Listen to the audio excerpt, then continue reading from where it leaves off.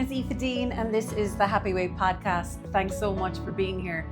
Today I want to talk about a whole group of hidden calories. And you know, by the end of this podcast, I hope that it will show you that it is way more crack letting go of a weight problem than it is doing what we're doing when we're keeping one up. And if you haven't already, please like and subscribe. That would be amazing. Thank you so much. So the calories I'm on about, and there's many different versions, is duty calories. And the reason I felt compelled to talk about this is because I had a male client finishing up there the other day, and he was like, I'm so happy, and I'm also so cringing at what I was doing like a year ago. And I've heard that in business as well, that like if you're not cringing at what you were doing a year ago, you're not growing fast enough. So that's always a great sign. But one of the things he was cringing about was he was very secretive about his eating. Like he was between a rock and a hard place, right? Because he wanted and needed to let go of weight. And I'd say his wife was certainly on for that as well. She was up for him losing weight. But he couldn't really be open and honest about his eating. So he would maybe go into work where there was a canteen and they might have like super fun themes, and he might end up eating lunch at work or eating dinner at work.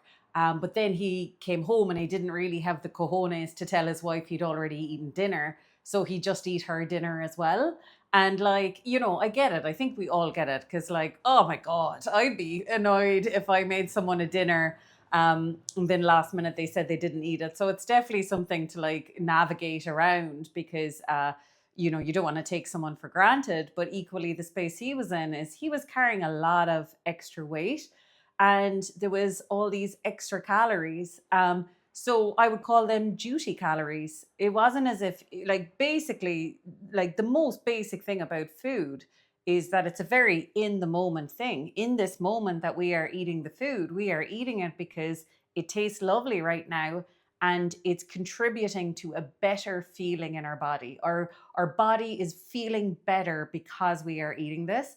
And when we come out at the end of the meal, we feel better after we ate than we did before we ate. Now, if he was coming home full and then sitting down to a dinner, it was almost a duty. It was like a penance. It wasn't food enjoyment. And what I notice when I'm working with people with weight problems, and myself included, is that the more we have of a weight problem, sometimes the more duty calories we have in our week and our life. It's like they are not things that we have been discerning about and chosen above all else and savored as we were eating them and felt physically lovely afterwards. No, they were just like, they just got in there for different reasons. And another one people majorly have is visiting their mother who's a feeder, visiting a mother-in-law who's a feeder. And these are all things that we navigate. So when we're in the diet mentality and the disordered eating mentality, things are right, wrong, good or bad. We're on the wagon, off the wagon. But when you're growing out of a weight problem, when you have the intention of being, being at a better place with your eating and being at a better weight for you, and you intend on becoming that person and growing into that person, there is no all or nothing. Everything is practice. So every time we go visit that feeder mom or that feeder mother-in-law, it's practice, and we'll be able to clean that up with each visit. And by clean that up, I mean, what we want to do is get more aligned to, in that buffet of calories she presents to me, what are the things that are worth it to me? And also part of that, I suppose, would be, going there hungry. Like, I kind of think we have to admit we always have a certain amount of polite calories in the month, but we can shave off how much those polite calories are putting us into the overeating territory. Because overeating is when we absolutely didn't need it and we felt really gross and overfull afterwards. So we don't need to do that.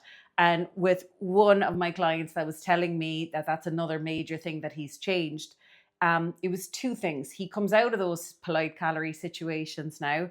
First of all, he's not guilty because we have to eat. Like, even if we've all the weight in the world to lose, we do have to eat every day. There is no shame in eating. And also, we have to eat other foods with other people. And guilt is making out like we shouldn't have eaten the food, or we'll never eat it again. So guilt is really, pointless, and shame is as well. So with him, he didn't come out of there feeling as guilty or as shameful, and he also didn't come out of there as uncomfortable. So he was more discerning when he was at the mother's or the mother-in-law's about what exactly is it that's worth it to him. So the thing is, no matter how difficult the situation is, we never need to fully clock off. We never need to, and that's why the whole good food, good day, bad day mentality, and the whole cheat day mentality creates far more weight problems than it helps people get to a healthy weight long term. Because clocking out is just so kind of mean to our body and kind of misses the point of food, because food is a beautiful thing and it can be a beautiful relationship, and we want it to be positive. So clocking out and calling a day bad is so pointless when we always have the opportunity to have high standards. And we might recognize that, do you know what? They never tasted nice, and I've always eaten them for the sake of eating them. And rather than eating them, I want to eat 5 of these. And at least we're then clicking into exactly what we need and want. So the second one, and I don't know, is it more of a problem in Ireland? Maybe, but maybe our drinking career, our height of drinking was earlier in our life, and now we're in a phase where we're weaning off. And the whole rates of people drinking less and sober culture and stuff is definitely increasing. So I do find that comes up in conversation a lot with people, that my clients are going on a girly weekend with friends, and historically they've all been Frank the Tanks, and now my client maybe doesn't really want to do that, and also can't really afford to do it in terms of the anxiety, the exhaustion, the heading into housework, minding kids, her job on Monday with like a hangover or tiredness or lack of sleep or whatever. So I think we have to watch that when we're drinking, right? Because it's kind of like our weight problem, right? It's not what you eat. It's not it's not what you eat. It's not what you drink. It's why you eat what you eat when you're eating it. And it's why you drink what you drink when you're drinking it. So there is a big difference with us, like honoring this glass of Rioja. I'm saying all this now as an ex-drinker, but still, we can be discerning about the moments where, again, it will genuinely contribute to us feeling well. And that could also come into play if we are hanging around with our buddies for a weekend. Like, of course, maybe that opening the first bottle and clinking the glasses, and maybe the first drink, second drink, third drink, or whatever, super worth it. And again, we have to stay in our own lane. No comparisons about the right or the wrong amount to drink, because I don't think personally we'll ever get better at either eating or drinking if we're comparing ourselves.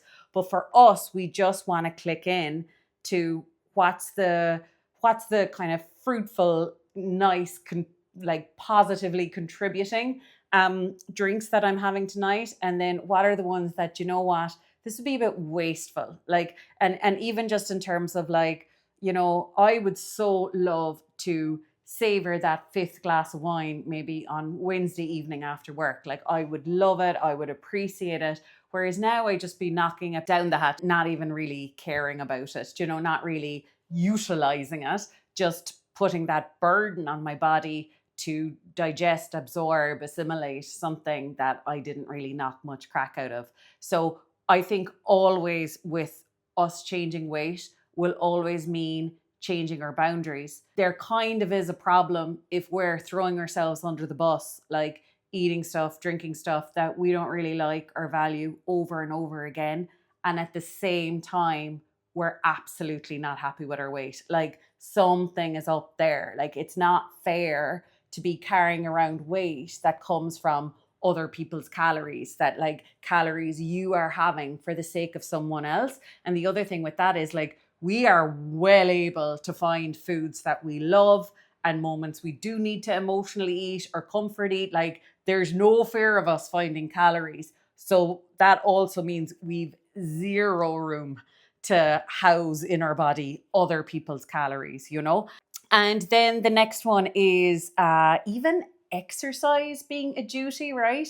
Because I suppose a big theme of coming out of a weight problem is we are shifting our life, especially how we manage our life, I think, our week, our body, everything, from a place of should, like what should I do? What should I eat? What should I be exercising? Versus how do I desire to feel? And making all our decisions today based on how I desire to feel. And I had a call with a client there last week, and she said that she's got a well-meaning friend who always bugs her to go walking with her. But like, I don't know, from the story, I thought it was a bit condescending or something, because she was saying she herself is much, much heavier than this friend. And she's been out of the run of exercise and not in a great place for quite a while. And then when she goes walking with this friend anytime she has, your one is like way taller, way lighter, way slimmer, and she like pounds the roads. So then my client just couldn't but feel really shit about herself and shit about her body and shit about where she's at with everything.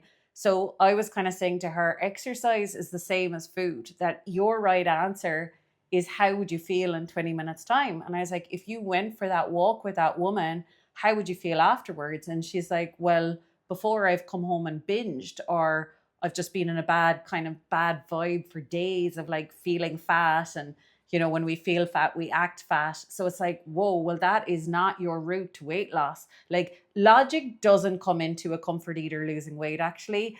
With comfort eating, it's very, very different. It's all about how we feel. And anything, no matter how logical, even if it sounds super logical to go for, you know, I don't know, a 15-minute walk every day, if every time we get home from that 15-minute walk, we feel absolutely shit about ourselves, that's not what we want to do. Because people who are losing weight from going for walks or stuff, it's because they want that feeling. They like the feeling of strength or fitness or lightness or whatever. But with this woman, the dynamics with the friend and kind of like being her fat friend and stuff were kind of cancelling out any endorphin pros from the exercise. So don't have any duty with exercise. Like, I think we have to stop treating ourselves like we're the naughty girl on the naughty step because we've gained weight and we've done something wrong. Like, that shame is such a icky, awful territory to be in.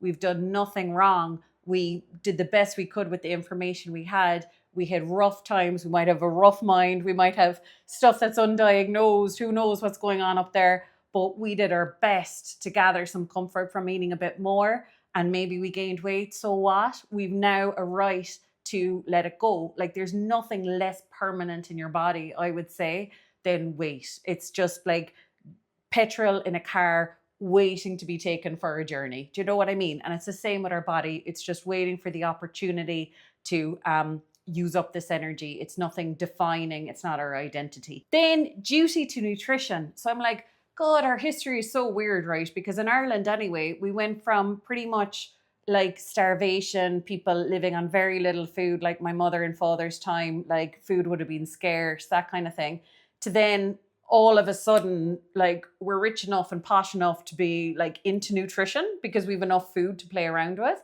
And then like we kind of leapfrogged from not enough food to crazy amounts of processed foods. But the thing is now, right, like obesity, overweight is such a separate thing from nutrition. When we have that duty of, oh, I must like gather in more fiber into my diet. And, you know, now the latest, for the last 5 years or so, the latest craze has been add protein to everything. 10 years ago or something, it would have been low carb everything. In the 90s, it would have been low fat everything. Now it's supplement protein to everything. And no matter what gender you are, no matter what age group you are, you could be senior, you could be menopausal, perimenopausal in your 20s, teens, and you will be getting messages to shove more protein into your diet. And the most health consequences come from us overfeeding our body, overburdening our body, right? So if we look at our overweightness as, wow, like my body is giving me the feedback with this extra weight that I am putting in more than I am using or that I am needing. So then we need to look back on the week and the month and we need to be like, well, what's non-negotiable? Because it's nice and handy to say, oh, I shouldn't be eating chocolate, but history suggests sometimes we are eating chocolate and it genuinely makes us feel better, or we've tried to cut it out and we haven't. This goes back to the lower hanging fruits, the easier things to cut out, which is, what are you adding in that you actually don't have any passion or love for? And this goes back to, it's not what you eat, it's why you eat it. A healthy diet, and I suppose what we're all trying to hit is that, like, you know, we've such a delicious diet, we've such love for our food, we've such love for our body and how food makes us feel, and we have an interest in making our body feel well from food. So that doesn't include elbowing stuff in. And I've such a history of this myself. Like, I started counting Weight Watchers points at 11. So I remember in college especially, I used to have these big bowls of just broccoli and garlic and like all these 0 point veg. And I'm like, there are many, many reasons why I got gut conditions, but it was that idea that there's unlimited foods that you can have, you know. And then I did Atkins and stuff where I could have unlimited cheddar cheese, unlimited steak, unlimited meat, unlimited chicken breasts. And I was doing that. And it's like the most unkind approach to think that your body can tolerate unlimited anything. Like, your poor stomach, your poor intestines, like, that is rough going to be, you know, jamming in so much food and making the workload so much. So I'd ease off that. And instead of, you know, I kind of think another theme of letting go of a weight problem is going from a sea of mediocre stuff we're allowed to saving ourselves for the very best stuff we desire. And that is such crack. Like, I remember when I started thinking that way, started thinking more about what my belly approved of, it was such a novelty to say, have something like a standalone burger and enjoy the deliciousness of it and experience the fullness of it and be done. And I was like, whoa, that's what other people experience. Because if I was eating a burger, I'd be, first of all, trapped in my head, like, I'm a disgusting failure of a person, I'm going to be up another half a stone, what will I exercise or eat tomorrow to cancel this out? So I wouldn't have had any of the enjoyment, I wouldn't have been in the moment. And then afterwards I would have been like, well, if a burger can go in, well, then I'll have chips, I'll have dessert, I'm on an off day, I'm on a cheat day. So like, burgers didn't give me a lovely feeling, because whenever I ate something like a burger, it just was a segue to like eating loads of stuff and being overpacked and disgusting. So yeah, moving from mediocre and a sea of allowed stuff to high points that you love and will make your day memorable is so much more crack. And I think that's it. I think that's enough for one podcast. I hope today was really, really helpful. Check out my courses on happyweight.ie, or if you want to work one-to-one, and have a wonderful week. Mwah.